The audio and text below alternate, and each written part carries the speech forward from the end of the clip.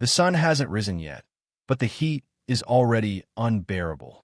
It's 4:30 in the morning, and 18,000 acres of Louisiana swampland are pressing in from every direction. Men are already moving, not because they want to, but because the alternative is something far worse than exhaustion. This is Angola, Louisiana State Penitentiary, the largest maximum security prison in the United States. 18,000 acres, roughly 6,000 men, surrounded by the Mississippi River on 3 sides and razor wire on the 4th. For much of its recorded history, human rights organizations have documented conditions here that investigators described as some of the most brutal in the developed world. A federal court once found that the levels of violence constituted cruel and unusual punishment. Men have died here from heat, from neglect, from each other. But here is the question nobody asks, and the one this video answers. How do they survive? Not escape, not fight the system. Survive, day after day, year after year, sometimes decade after decade, inside a place that was built on a former slave plantation, that still uses inmate labor in its fields, and where 65% of men are serving life sentences with no possibility of parole. What does a human being do when the system offers no exit? What you're about to see is not speculation. It is drawn from court records, investigative journalism, academic research, testimony from former inmates, and reporting by organizations including Human Rights Watch, the Marshall Project, and the New York Times. These are real survival systems, documented, verified, and far more complex than anything Hollywood has imagined. Stay until the end, because the final chapter reveals the one survival mechanism inside Angola that even the prison system itself did not expect and couldn't explain. If you've never heard of Angola before, subscribe right now, because after this video, you'll never forget it. The first thing you lose at Angola is your name. You become a number, processed, assigned, filed, and then you are handed something that will define every waking hour of your life inside: your classification. Former inmates and court documents describe the intake process at Angola as a systematic stripping of identity. Clothing confiscated, personal items cataloged and locked away. You are given a uniform, a bunk assignment, and a work detail. And you are told, clearly, that your survival here depends entirely on how quickly you learn the unwritten rules. The written rules are posted on walls. The unwritten ones are learned through consequences. Angola houses men across a range of custody levels, from medium security dormitory-style housing to the most restrictive single-cell isolation units. But what investigators and former inmates consistently describe is that regardless of classification, the first survival skill every man must develop is situational awareness. Researchers who have studied inmate adaptation at large maximum security facilities describe what sociologists call hypervigilance, a constant, exhausting state of environmental scanning. Who is moving? Where? What their body language signals? Who has power in a given space? Who doesn't? Where the exits are? Where the danger clusters? This isn't paranoia. It is documented as a rational adaptive response to genuinely dangerous environments. Court records from a 1970s class action case, Williams v. McKeithen, established in federal court that Angola's levels of inmate-on-inmate violence were unconstitutionally high.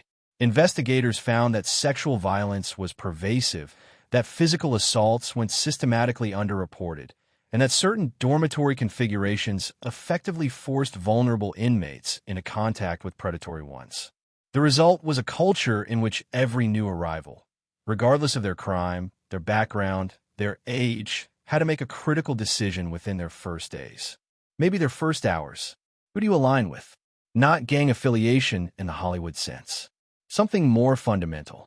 Every documented account from former Angola inmates, in memoirs, in journalism, in academic interviews, describes an immediate process of social triangulation.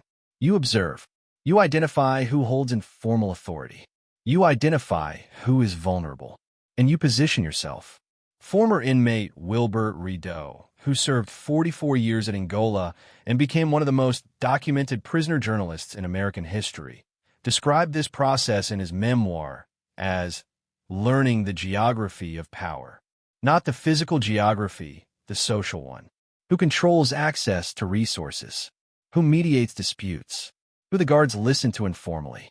Because at Angola, the formal authority structure, guards, wardens, administrative policy, is only half the system. The other half runs parallel to it, invisibly, and understanding it is not optional.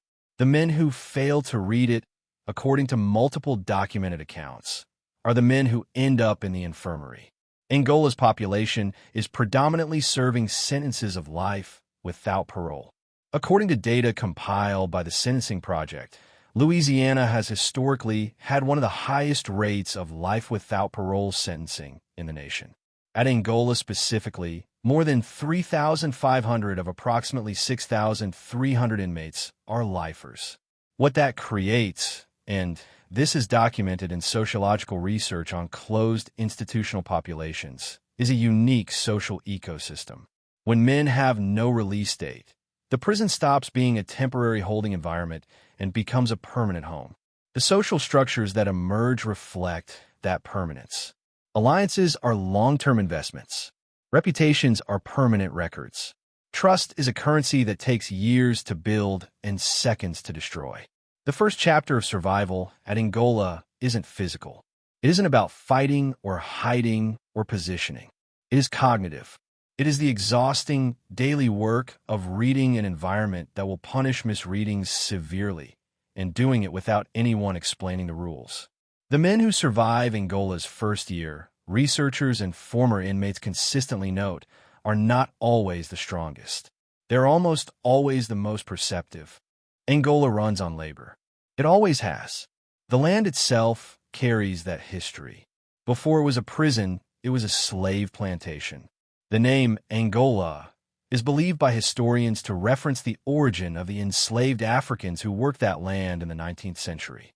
When the state of Louisiana converted it into a penitentiary in 1880, the plantation infrastructure remained, and so did the labor system. Today, Angola inmates work the fields. They pick crops.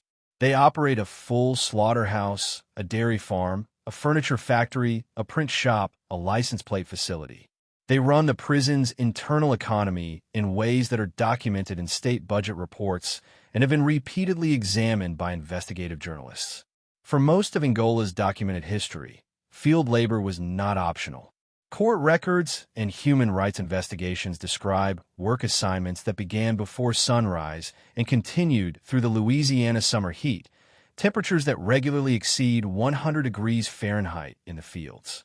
Human Rights Watch documented heat-related medical incidents at Angola in reports examining southern prison conditions.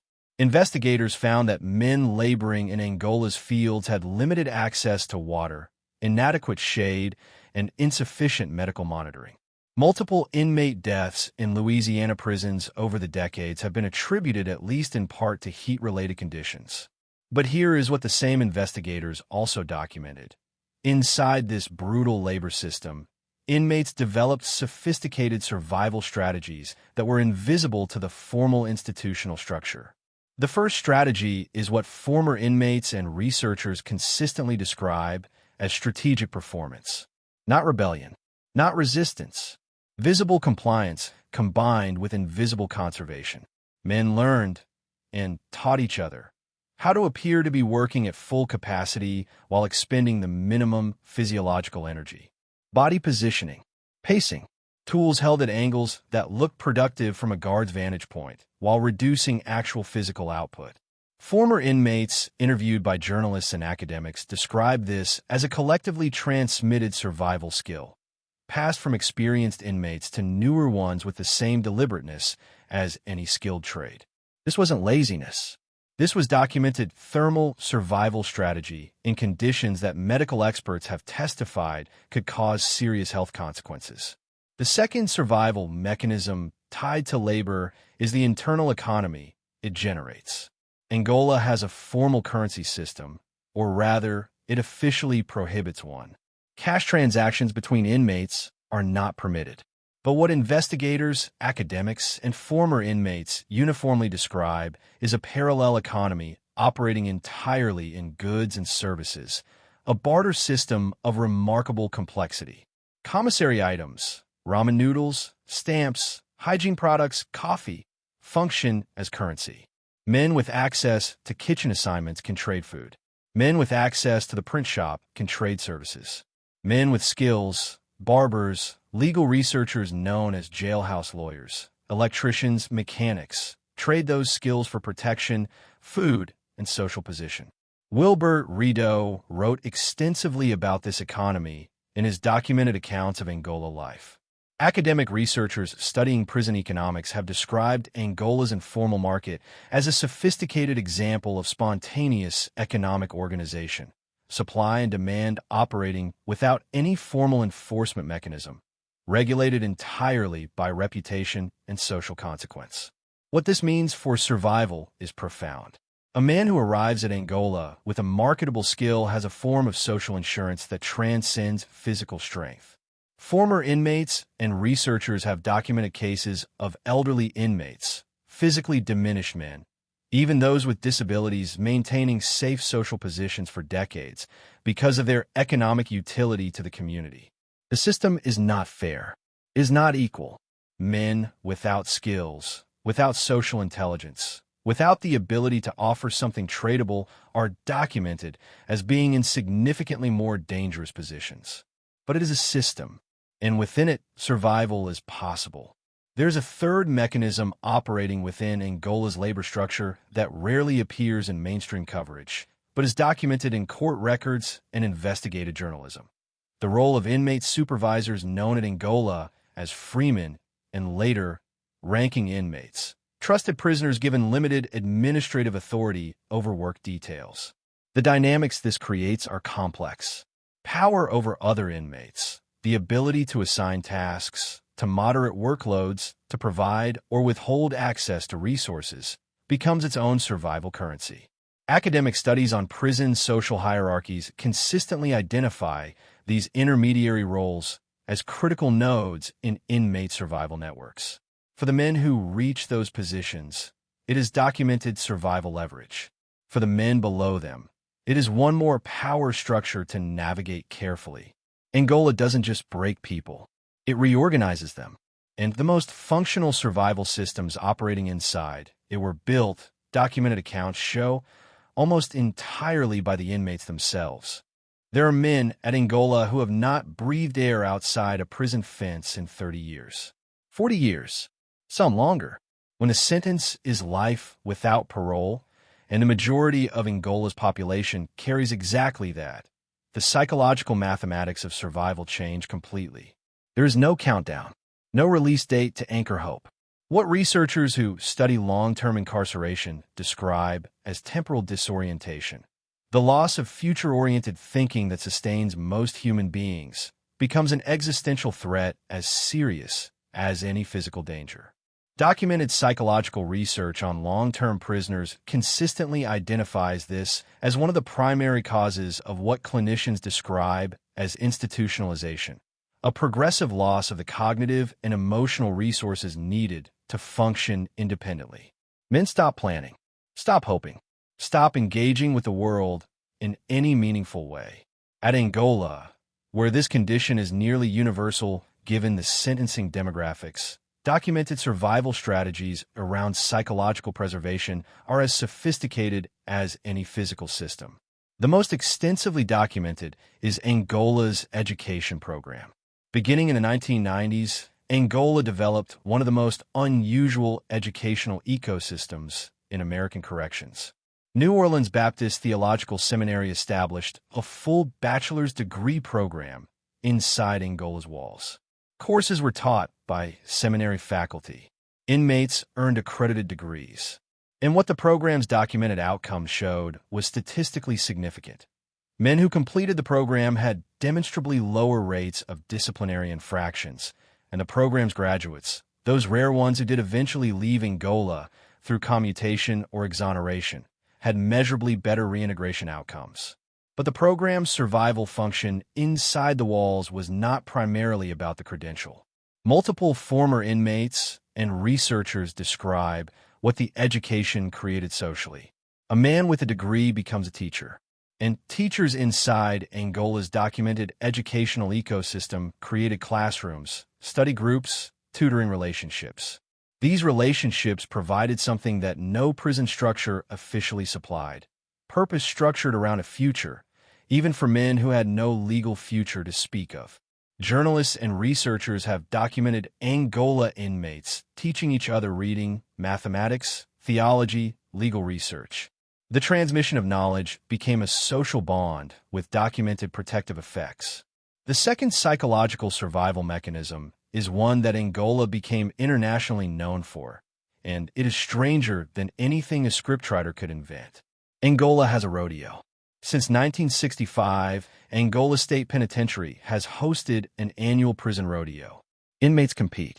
Spectators from the outside world, tens of thousands of them, pay to attend. Former inmates, journalists, and documentary filmmakers have described the Angola rodeo as one of the most psychologically complex events in the American correctional system. Critics, including human rights investigators, have raised documented concerns about safety and the spectacle of incarcerated men in dangerous events. Those critiques are legitimate and documented. But what researchers and former inmates also document is the psychological function the event serves for participants. The preparation, training, physical conditioning, competition structure provides men serving life sentences with something documented to be genuinely rare and precious in carceral environments: a goal with a defined timeline. Men training for the rodeo have something to train for, something that arrives on a specific date, something with an outcome that isn't predetermined. Former inmates describe this in documented interviews as one of the few times in their incarceration when they experienced something resembling normal anticipatory psychology. The third survival mechanism is spiritual. Angola has more churches per capita than almost any institution in the United States. Documented accounts have found over a dozen active religious congregations operating within its walls. Christian denominations of multiple kinds, Islamic communities, and others. Researchers who study religion in carceral settings consistently document a functional relationship between religious participation and psychological resilience in long-term inmates. The mechanisms are multiple: community belonging, structured time, a framework of meaning that extends beyond the institutional environment, and access to outside volunteers who bring contact with the world beyond the fence. At Angola specifically, documented accounts from inmates and outside researchers describe the religious communities as among the most stable social structures inside the prison, providing mediation, conflict resolution, and emotional support that formal institutional counseling simply cannot scale to serve 6,000 people. None of this makes Angola safe. None of it resolves the documented legal and human rights concerns about conditions, sentencing, and the systemic issues that fill those cells. But what it documents, irrefutably, is something worth understanding. Human beings, even in conditions designed with almost no capacity for hope, build systems of meaning. They teach each other. They compete.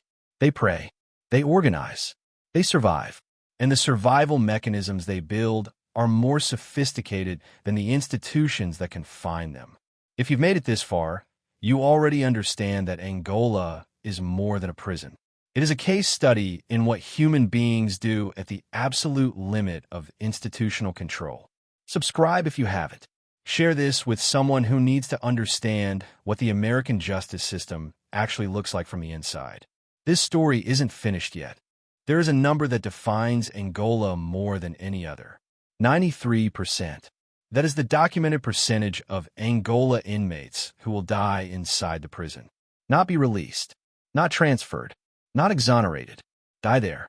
That figure has been cited in multiple journalistic investigations and academic analyses of Louisiana's criminal justice system. It means that for most of the men inside those 18,000 acres, Angola is not a chapter in their life. It is the last chapter, the entire final act. What happens to the human body and the social ecosystem when an entire population knows this with statistical certainty? Researchers and former inmates document something remarkable. Angola has one of the most documented hospice programs in the American prison system. The program, established in the 1990s, is run almost entirely by inmates themselves. Trained volunteer caregivers, all of them prisoners, provide around-the-clock care for dying inmates. They sit with men through their final hours. They provide physical comfort. They ensure that no man at Angola dies alone. This is not a small program. Documented reports from the prison and independent investigators describe a full network of trained inmate hospice workers, men who have completed certification courses, who rotate through caregiving assignments, who build long-term relationships with the dying. The volunteer hospice workers at Angola are, by every documented account, not compensated in any meaningful institutional way. They do it because, in an environment where death is universal and institutional care is limited, someone decided it mattered that dying men not be abandoned. That decision, and its execution, is documented as having profound effects on the social fabric of the entire prison. Researchers studying Angola's hospice program describe what they call a cultural shift, a documented change in how the broader inmate population relates to vulnerability, aging, and death. When dying is visible, humanized, attended to with care rather than concealment, it changes the way an entire community processes its own mortality. Multiple documented accounts from inmates who served at Angola describe the hospice program as one of the primary forces moderating violence in certain housing units. Men who have watched fellow inmates provide tender care to the dying describe a psychological effect that defies easy categorization. Angola also has a documented funeral program. Inmates who die without family members to claim their bodies, and documented accounts suggest this is a significant portion, are buried in a cemetery on the prison grounds. The burial services are conducted by fellow inmates. Inmate-built coffins, inmate pallbearers, inmate-led services. For men serving life without parole, this burial ground holds additional weight. Many of the men attending a fellow inmate's burial know, with documented statistical certainty, that this same ground will eventually receive them. Investigators and researchers who have examined Angola's hospice and funeral culture consistently note something counterintuitive. Rather than increasing despair, the visible community-based management of death appears in documented accounts to reduce certain forms of hopeless violence.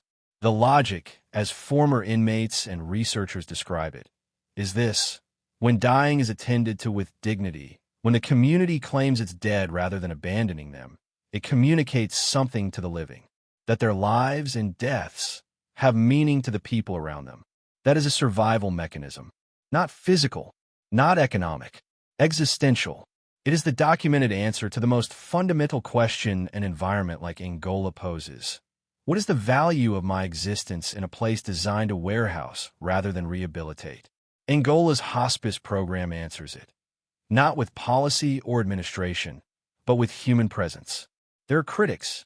Human rights investigators and legal advocates argue, with documented evidence, that the existence of inmate-run hospice care reflects an institutional failure, a system that has abdicated its responsibility to provide adequate medical care, that relies on volunteer labor from the very population it is confining to manage a crisis of its own creation. Those critiques are documented, legitimate, and important. But they exist simultaneously with another documented truth. Inside a structure built on maximum deprivation, a community of incarcerated men built something that looks, in its specific human function, like compassion. That is the survival system no prison policy designed. And no prison policy has been able to eliminate it. In 2018, a man named Robert Jones walked out of Angola Prison after serving 23 years for a crime a court later determined he did not commit. His case, documented extensively by the Innocence Project and investigative journalists, had taken more than 2 decades to unravel. The evidence that eventually freed him had existed, in various forms, long before his release. What changed was the emergence of a legal movement that Angola itself had inadvertently helped create.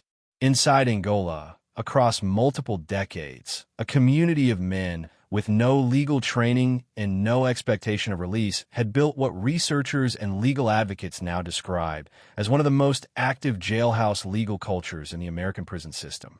These men, called jailhouse lawyers, are not a myth or a media invention. They are a documented, legally recognized category. The United States Supreme Court, in Johnson v. Avery, 1969, established that prisons cannot prohibit inmates from assisting each other with legal work if adequate legal assistance is not otherwise available. Angola's documented legal culture grew in the space that ruling created. What emerged over decades, according to court records, journalism, and academic research, was extraordinary. Inmates with no formal legal education taught themselves constitutional law, civil procedure, evidence rules, and appellate practice. They filed habeas corpus petitions. They identified procedural errors in convictions. They communicated with outside legal organizations. And in documented cases, Robert Jones among them, they helped surface information that led to exonerations. The Angola legal community's documented outputs include not just individual exonerations, but systemic impacts. Legal challenges originating from Angola inmates have addressed prison conditions, medical care, disciplinary procedures, and sentencing practices. These are matters of public court record. For the men doing this work, the motivation is layered and documented. Some are working on their own cases. Others have made peace with their own sentences and work on behalf of fellow inmates. Former inmates and researchers describe the legal culture as one of the most psychologically sustaining communities inside Angola, providing the forward-looking, problem-solving orientation that long-term incarceration otherwise systematically destroys. But the story of Angola's survival in 2024 and beyond is inseparable from a larger documented shift in the American criminal justice conversation. Louisiana, historically one of the most aggressive incarcerating states in a nation that incarcerates more people per capita than any other country on earth, has in recent years been the site of documented reform debates. Clemency petitions, sentencing reviews, the documented human cost of life without parole sentences for crimes committed by juveniles, a category the Supreme Court addressed in Miller v. Alabama, 2012, has created legal avenues that have touched Angola directly. Men who entered Angola as teenagers are now middle-aged. Their documented cases have become test cases for legal arguments about rehabilitation, proportionality, and the constitutional limits of permanent incarceration. What researchers who study Angola's most recent period document is this: the survival systems built over decades, educational, economic, spiritual, hospice, legal, have not just sustained individual lives. They have created a community that, paradoxically, functions as evidence in the legal arguments for its own transformation. The men who built Angola's seminary classrooms, who trained as hospice workers, who became jailhouse lawyers, their documented lives inside the prison have become part of the evidentiary record and arguments about what human beings are capable of under maximum deprivation and what the justice system owes them in return. Angola is not a success story. The documented record of violence, of inadequate health care, of heat deaths, of systemic racial disparity in its population, that record is real and important and unresolved. But Angola is also documented proof of something that the American justice system did not intend and has never fully reckoned with. Given enough time, given enough human beings in close proximity, given enough shared adversity, people build systems of meaning, care, education, and mutual aid that no institution designed and no authority fully controls. They teach each other. They bury each other. They advocate for each other. They pray together, compete together, and in documented cases, free each other through decades of voluntary legal research. That is what survival looks like inside the harshest prison in America. Not escape, not breaking the system, building something human inside it, and refusing, across decades, to let it die. If Angola's story changes how you think about what the justice system is actually doing, what it costs, what it produces, what it fails, then share this video. The conversation it starts matters more than the algorithm. And if you want to understand what happens inside the other extreme of American incarceration, a place where men are kept in solitary confinement for years, sometimes decades, where the psychological damage is documented and severe, the next video covers ADX Florence, the Alcatraz of the Rockies, where the silence itself becomes a weapon. That story is waiting for you.